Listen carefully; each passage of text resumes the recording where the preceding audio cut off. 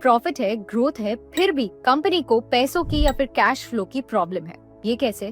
इसका answer profit and loss statement में नहीं, फंड फ्लो स्टेटमेंट में मिलता है।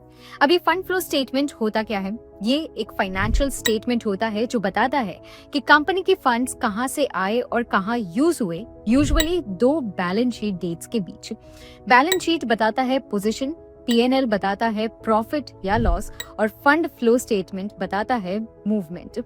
यहाँ फंड का मतलब होता है वर्किंग कैपिटल, मतलब current assets minus current liabilities. मान लो एक कंपनी ने लॉन्ग टर्म लोन लिया है 10 करोड़ रुपीस का। ये सोर्स ऑफ फंड्स है, पैसे कंपनी के पास आए। अब कंपनी ने उस पैसों से न्यू मशीनरी खरीदे, ये यूज ऑफ फंड्स बन गया। मतलब कंपनी ने खर्चा किया, पैसे कंपनी के बाहर गए। या फिर कंपनी ने शेयर्स इशू किए, मतलब पैसे आए, this is source of funds, और उन पैसों से ओल्ड लोन रीपे किया, ये हो गया यूज ऑफ फंड्स। अब समझते हैं फंड फ्लो स्टेटमेंट्स का यूज क्या होता है। ये बताता है कि कंपनी की फाइनेंशियल स्ट्रैटेजी क्या है, ग्रोथ डेट से आ रहा है या इंटरनल फंड से, और इन्वेस्टर्स को आइडिया मिलता है लॉन्ग टर्म स्टेबिलिटी और प्लानिंग का।